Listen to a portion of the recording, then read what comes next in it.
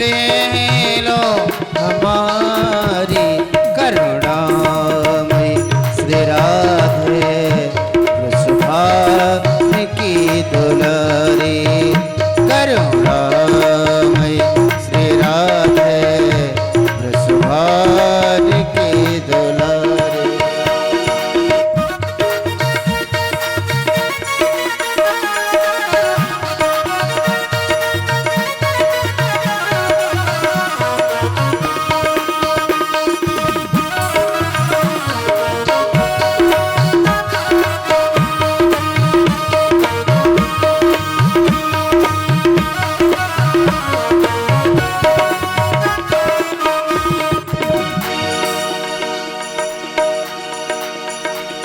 पापों की मेरी गिनती नहीं है, हे दूर करो प्यारी लाडली जो वृंदावन बुला लो। आयो शरण तिहारी, आयो शरण तिहारी, आयो शरण तिहारी, सुध ले लो हमारी करुणामयी श्री राधे वृषभावन की दुलारी करुणामयी श्री राधे वृषभावन की दुलारी करुणामयी श्री राधे वृषभावन की दुलारी करुणामयी श्री राधे वृषभावन की दुलारी करुणामयी श्री की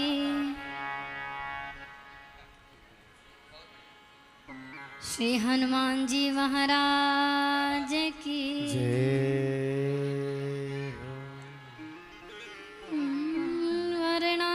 वर्णानाम अर्थ संघानाम रसानां छन्दसामपि मंगलानां च कर्तारो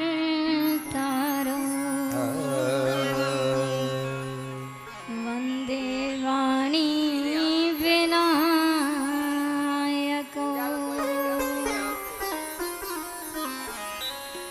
भवानी शंकरौ वन्दे श्रद्धा विश्वासरूपणो याभ्यां विना न पश्यन्ति सिद्धा स्वान्तशिस्तमीश्वरम्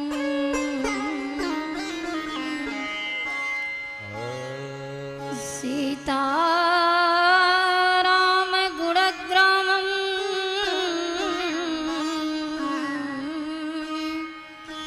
पुण्यारण विहारणो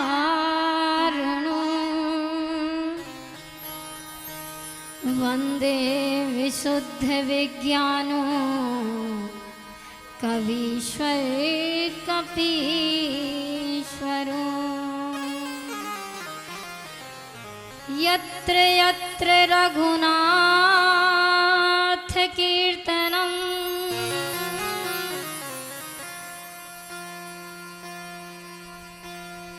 तत्र तत्र कृतमस्तकाञ्जलिम्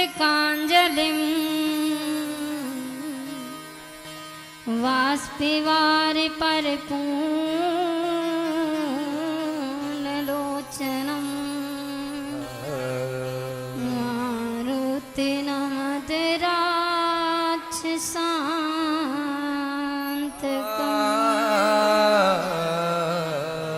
मारुतिनमद्राक्षसान्तकम् अतुलित बलधामम्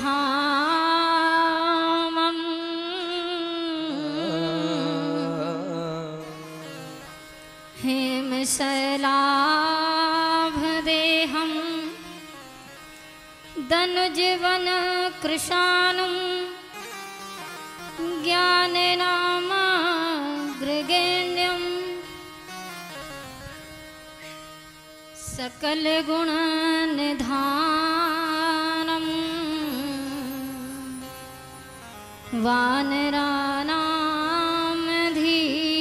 वानरानामधीशम् श्री गुरु चरण सरोज रज निज मन मुकुर सुधारी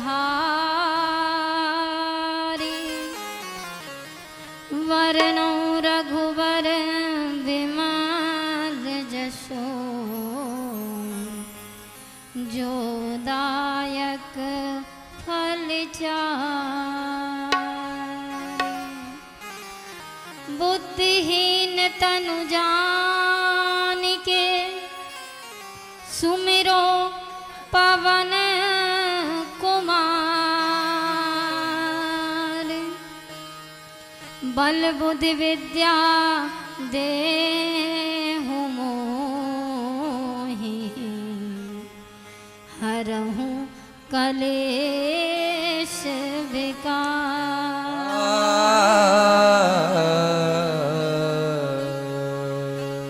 तुलसीदास जी के पद कमल बारंबार मनाऊं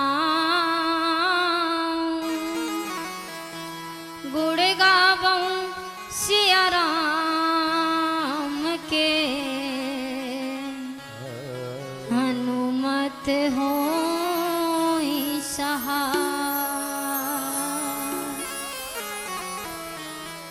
लेत सदा सुध दीन की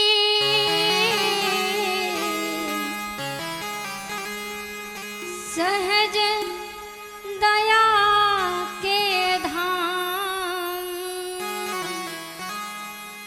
जननी जनक राजेश के प्रभु श्री सीताराम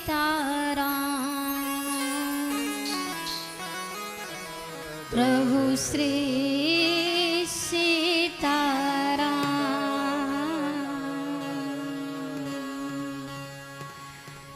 जय सिया राम जय जय सिया राम जय सिया राम जय जय सिया राम जय सिया राम जय जय सिया राम जय सिया राम जय जय सिया राम जय सिया राम जय जय सिया राम जय सिया राम जय जय सिया राम जय सिया राम जय जय सिया राम जय सिया राम जय जय सिया राम ओ जय सिया राम जय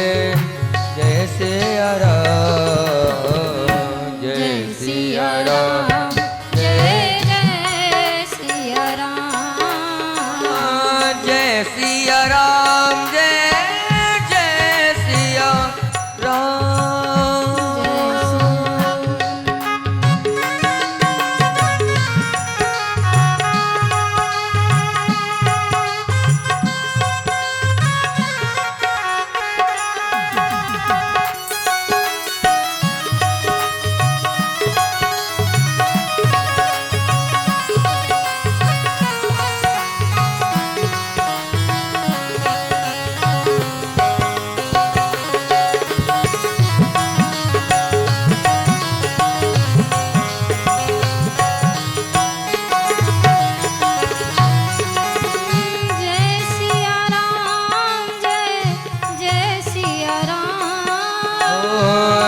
सिया राम जय जय सिया राम जय सिया राम जय जय सिया राम जय सिया राम जय सिया राम जय सिया राम जय जय सिया राम जय सिया राम जय जय सिया राम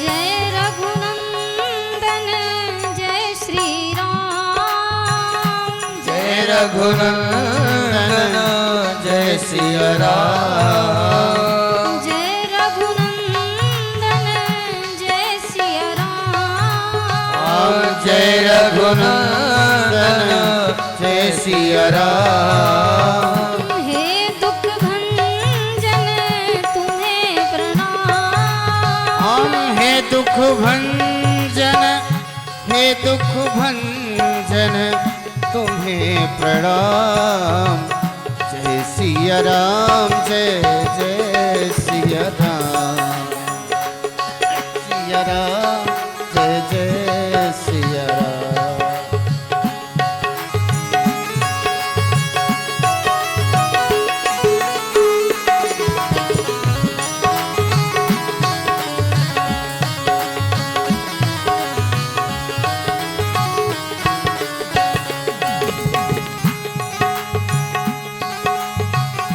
कलयुग केवल नाम आधारा कलयुग केवल नाम आधारा कलयुग केवल नाम आधारा सुमिर सुमिर नर उतरहि पारा सुमिर सुमिर नर उतरहि पारा जय रघुनंदन जय सिया राम जय रघुनंदन नंदन जय सिया राम आम हे दुख भंजन हे दुख भंजन तुम्हें प्रणाम जय रघुनंदन जय सिया राम जय रघुनंदन जय सिया राम जय रघुनंदन जय सिया राम हम जय रघुनंदन जय सिया राम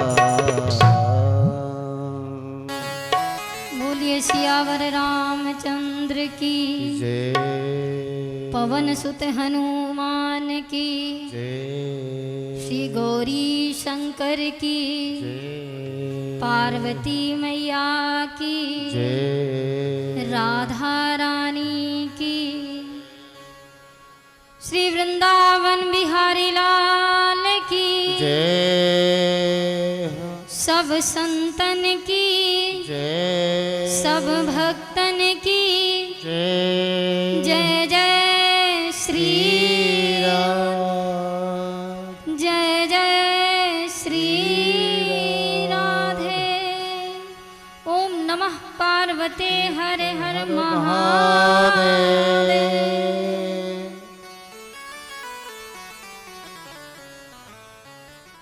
श्री सीताराम जी की कृपा से आज ये कथा का तृतीय दिवस है। इस ज्ञान गंगा में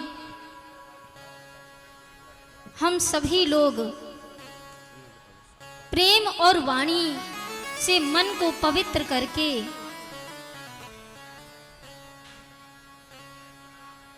इस राम कथा की गंगा में गोता लगा रहे हैं।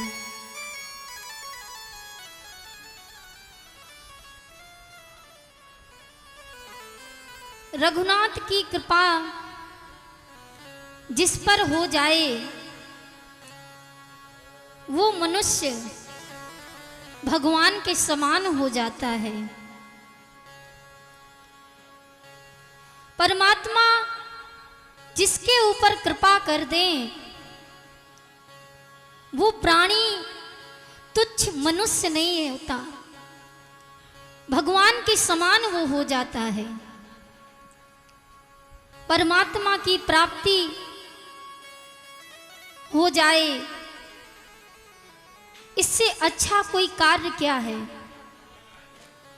भगवान की कथा तन मन धन से सुननी चाहिए। ये नहीं कि इस पांडाल को भरना ही है। इस पांडाल को भरने के उद्देश्य से कथा सुनने कोई ना आए। अगर कथा सुननी है तो मन से सुनो। जीवन में साथ में जाने वाला कुछ नहीं है। आपके पास लाखों करोड़ों की दौलत है, लेकिन जब आप इस संसार से जाओगे ना तो आपके पास वो लाखों की दौलत रखने के लिए उस कफन में जेब नहीं होगी। वो सारी दौलत यहीं पर पड़ी रहेगी। तो जीवन में कमाना अच्छी बात हो।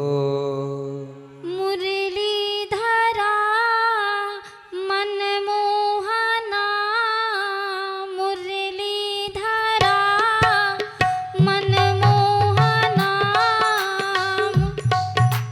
मुरलीधरा मनमोहना, मुरलीधरा मनमोहना, मुरलीधरा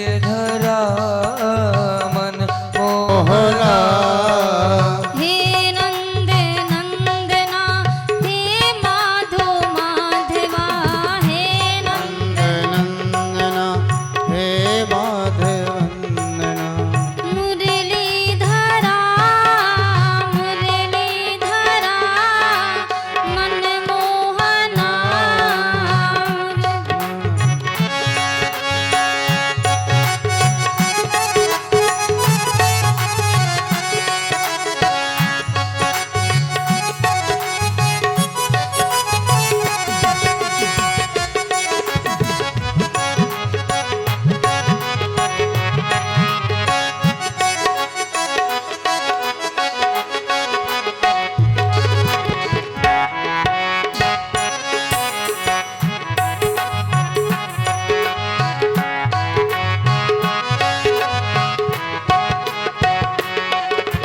मुरलीधरा मनमोहना, ओ मुरलीधरा मनमोहना, मुरलीधरा मनमोहना, मुरलीधरा मनमोहना हे नंद नंदना, हे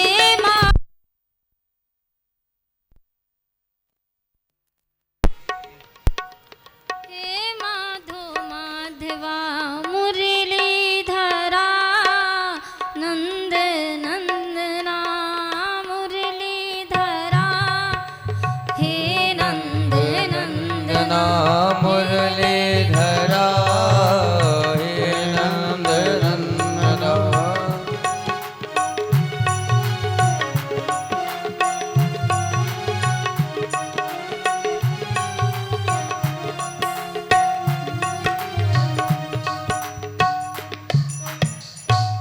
वृंदावन बिहारी लाल की।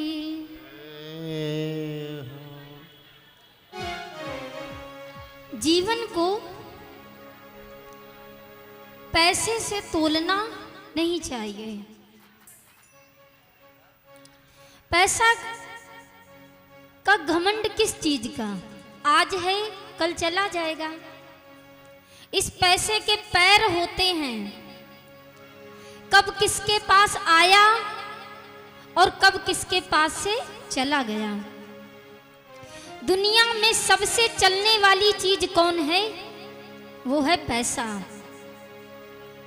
आप चाहे जितनी तिजोरियों के अंदर तिजोरियां लगा करके रख लो, लेकिन उसके पैर ऐसे हैं कि उस तिजोरी से भी निकल करके चले जाते हैं। आप लाख उपाय करने के बाद भी ये धन नहीं रुक पाता है।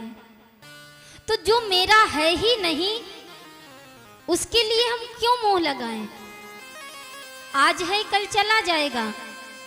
भगवान की कथा ये हमारे साथ ही रहेगी, इसे हमसे कोई नहीं ले सकता। लाख प्रयत्न करने के बाद भी कोई हमसे ये कथा नहीं ले सकता। एक संत थे महात्मा, वृंदावन में बांके बिहारी के प्रांगण पर भगवान की कथा को कहते थे। उनका नाम था गदाधर भट्ट गोस्वामी। बहुत सुंदर कथा कहते थे। जब वो कथा कहते थे तो उनके नेत्रों से अश्रु धारा बहती रहती थी। उनके नेत्रों से अश्रु बंद नहीं होते थे। जितनी देर वो कथा करते थे उतनी देर वो रोते रहते थे, और जो सुनने वाले श्रोता थे वो भी रोया करते थे। एक व्यक्ति आया, उसने कभी कथा नहीं सुनी थी, उसको कथा में रस भी नहीं था। जब उसने देखा कि जो कथा कर रहे हैं वो भी रो रहे हैं और जो सुन रहे हैं उनके नेत्रों से भी आंसू आ रहे हैं, ऐसा क्या है इस कथा में? तो वो व्यक्ति बैठा रहा। पूरे दिन उसने कथा सुनी, लेकिन उसके नेत्रों से आंसू नहीं निकले। दूसरे दिन गया। अब जब सबको वो रोता हुआ देखे तो कहता है, अगर मैं नहीं रोऊंगा तो ये सारे लोग कहेंगे इसको ये कथा अच्छी नहीं लगती, इसे भगवान से प्यार नहीं है। उसने कोशिश तो बहुत की, लेकिन वो 2 दिन तक रो नहीं पाया। वो कहता है, कैसे रोया जाए? भगवान की कथा में कैसे प्रेम लाया जाए? क्या करूं मैं? जब तीसरे दिन वो अपने घर से गया तो वो जो मिर्ची पाउडर नहीं होता है वो अपने साथ में लेके आया। कथा चल रही थी, सारे लोग सुन रहे थे, रो रहे थे। अब तो उसने मिर्ची का पाउडर खोला और अपने नेत्रों में लगा लिया। रोने लगा। जब जिसके नेत्र में मिर्ची चली जाएगी तो उसके तो आंसू निकलने लगेंगे। लेकिन उसका भाव बहुत सुंदर था। उसका भाव था, मैं परमात्मा की कथा में कैसे रोऊं, मैं कैसे परमात्मा को प्राप्त करूं। इतने सारे भक्त हैं, इनके पास मिर्ची पाउडर नहीं है, बिना मिर्ची पाउडर के रो रहे हैं ये, लेकिन मेरे नेत्रों से आंसू नहीं निकल रहे हैं। किसी ने उसे लगाते हुए देख लिया। ऐसा क्रम 2 दिन चला। जब वो आता, मिर्ची पाउडर लगा करके रोने लगता। जब देखा तो स्वामी जी से कुछ लोगों ने बताया, स्वामी जी एक भक्त कथा सुनने तो आता है, रोज आता है, लेकिन उसे कथा में रुचि नहीं है। उन्होंने पूछा क्यों? कहते, यहाँ पर सारे लोग रोते हैं, आप भी रोते हो, लेकिन उस व्यक्ति के नेत्रों से आंसू नहीं निकलते। वो तो मिर्ची पाउडर लगा करके रोया करता है। अब तो स्वामी जी ने कहा उसको पकड़ के लाओ। कौन है ये भक्त? पकड़ के गए लोग। लोगों के मन में इतनी खुशी कि हम लोग रोते हैं, ये नहीं रोता है, अब ये डांटा जाएगा, इसको स्वामी जी मार लगाएंगे। जो स्वामी जी ने उसको सामने देखा तो चरणों में गिर गए उसके। स्वामी जी चरणों में गिर गए तो वो अपने पैरों को पीछे लेके गया। भगवान ये क्या कर रहे हो? आप तो पूजनीय हो, आप स्वयं परमात्मा का स्वरूप हो और आप मेरे चरणों में। स्वामी जी कहते हैं मैंने जीवन में तुम्हारे जैसा भक्त नहीं देखा। व्यक्ति कहता है क्यों स्वामी जी मजाक कर रहे हो, क्या है ऐसा भक्त में मेरे? मैं तो रो भी नहीं पाता हूं बिना मिर्ची के, मुझे तो नेत्रों में मिर्ची पाउडर लगानी पड़ती है। स्वामी जी कहते हैं इन सारे लोगों ने तुम्हें मिर्ची लगाते हुए देखा, लेकिन जो तुम्हारे अंदर का भाव है ना, वो मैंने देखा है। वो भाव भगवान की याद में, भगवान के विरह में तड़पते हुए, वो मैंने तुम्हें देखा है। मुझे तो तुम्हारे चरणों की रज मिल जाए। ऐसा कौन व्यक्ति होगा जो ये चाहता है कि मैं भगवान की याद में रोऊं? ऐसा कोई नहीं है। हाँ, कोई करुण रस की बात चलती है तो नेत्रों से आंसू झलक आते हैं, लेकिन कहो कि पूरी राम कथा या भागवत कथा या श्री हनुमान चरित्र में आपके नेत्रों से आंसू निकलते रहेंगे, तो ऐसा कहीं नहीं है, कोई व्यक्ति है ही नहीं। लेकिन जिसके मन में हो कि मैं परमात्मा के लिए रोऊं, मैं परमात्मा की याद में रोऊं, और कैसे रोऊं, कैसे अपने पापों को अश्रु धारा बना करके निकालूं, ये उस व्यक्ति के पास गदाधर भट्ट गोस्वामी ने देखा। कहते हैं तुम तो मुझे अपने चरणों की धूल दे दो। इतने बड़े संत महात्मा थे जो बांके बिहारी प्रांगण में राधा रमण लाल जी के सामने कथा कहते थे। उन स्वामी जी के मन की प्रेरणा को देखो, उस भक्त के चरणों की धूल को वो मांगते थे।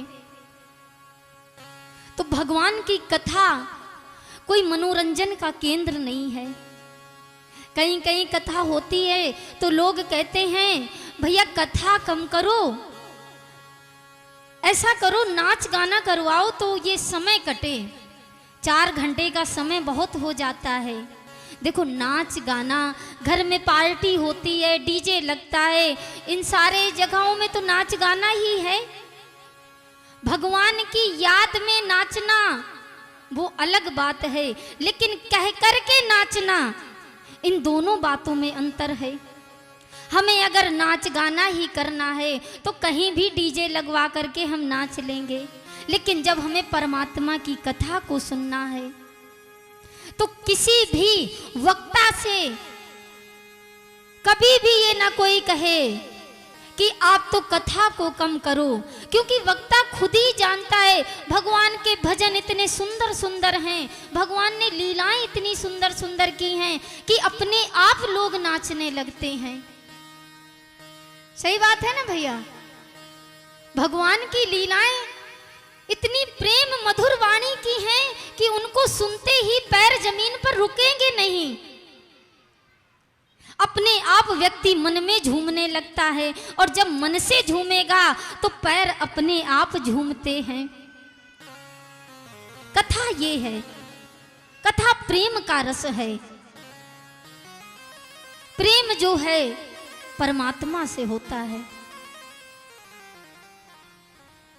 प्रेम कोई देखने की चीज नहीं है, प्रेम कोई दिखाने की चीज नहीं है। प्रेम तो परमात्मा से हो जाता है। जब जब हम परमात्मा का ध्यान करते हैं, प्रेम मेरा वहीं पर हो जाता है। आप सभी लोग सुबह के नित्य कर्म की पूजा जब करते हैं, जिस वक्त पूजा करते हैं उस वक्त घर की और बाहर की, कारोबार की, किसी भी चीज की ध्यान नहीं आता है। क्यों? मुझे उस समय परमात्मा से प्यार हो जाता है, और जब मुझे प्यार हो जाएगा, जब मेरा मन प्रेम से भर जाएगा, तो फिर मुझे किसी और की जरूरत नहीं पड़ेगी। दुनिया से प्रेम करके हम करेंगे भी क्या? साथ में कुछ नहीं जाता, सारी चीजें यहीं पर रखी रहती हैं। हम सभी लोग जो ये कथाएं सुनते हैं, ये क्या है? ये प्रेम है। आप सभी लोगों का कथा से इतना प्रेम है, तभी तो हम नहीं आ पाते हैं, आप सभी लोग आ जाते हो। ये प्रेम है। इतनी जल्दी जल्दी घर के कार्य को समाप्त किया, और घड़ी ऐसे ऐसे देखती रहती हैं माताएं बहनें, हमारे भैया लोग कि समय हो गया, कथा चालू होने वाली है। अब तो हम जाते हैं, कथा को सुनते हैं। क्यों? प्रेम है ये हमारा भगवान के प्रति प्रेम है। यही तो प्रेम बताता है कि हमें परमात्मा से जुड़ा रहना है। मुझे दुनिया में कुछ नहीं मिलना है, संसारिक प्रेम करके हम करेंगे भी क्या? संसार से प्रेम करना तो ये सब मोह माया है। जब आप विपत्ति में होगे, ये संसार छोड़ देता है। एक गजेंद्र था, उसका 10,000 हाथियों का परिवार था। एक दिन हर एक जंगल का राजा शेर होता है, लेकिन उस जंगल का राजा कौन था? हाथी। गजेंद्र नाम से उसको पुकारा जाता था। जब एक दिन बहुत गर्मी पड़ी, व्याकुलता से उसके पास पानी पीने के लिए व्यवस्था नहीं थी। एक सरोवर था, त्रिकूट पर्वत नाम का, उसमें एक जलाशय था, बहुत सुंदर जलाशय। सारे परिवार को लेकर के वो पानी पिलाने के लिए गया। 10,000 हाथियों का उसका परिवार था, कई पत्नियां, कई बच्चे। सरोवर में गया, सबको स्नान कराया। पहले बच्चों को कराया, फिर इसके बाद पत्नियों को कराया, और बाद में सबको जब संतुष्ट कर दिया, तब जाकर के बीच सरोवर में उसने स्नान किया। लेकिन हाथी का एक स्वभाव होता है चीजों को कुचलने का। कभी भी आप सभी लोगों ने हाथी को तो देखा होगा। जब हाथी चलता है, अब पढ़ा लिखा हो तो उसकी बात नहीं, लेकिन अगर हाथी के पैर के नीचे कुछ भी पड़ जाए तो उसका पैर रखेगा उसी जगह, वो पैर नहीं बढ़ाएगा। उसको कुचलने का उसका एक स्वभाव है। उस सरोवर में बहुत सुंदर सुंदर पुष्प लगे हुए थे। उस सरोवर में एक ग्राह रहता था, मगर। अपने घर को उजड़ते हुए उसने देखा तो उसे अच्छा नहीं लगा। उसने गजेंद्र का पैर पकड़ा और प्रहार करने लगा। गजेंद्र के पास बल था, बल का उसे अभिमान था और परिवार का अभिमान था। जिसका 10,000 हाथियों का परिवार हो, उसके पास तो बल की कमी ही नहीं होगी। उसे बल का अहंकार था। बल के कारण उसने 2 सेकंड में ग्राह को उठा करके फेंक दिया, लेकिन ग्राह भी कोई कमजोर नहीं था। गजेंद्र को फिर से पकड़ा और बीच सरोवर में ले गया। गजेंद्र के सारा परिवार उसकी सहायता करने लगा।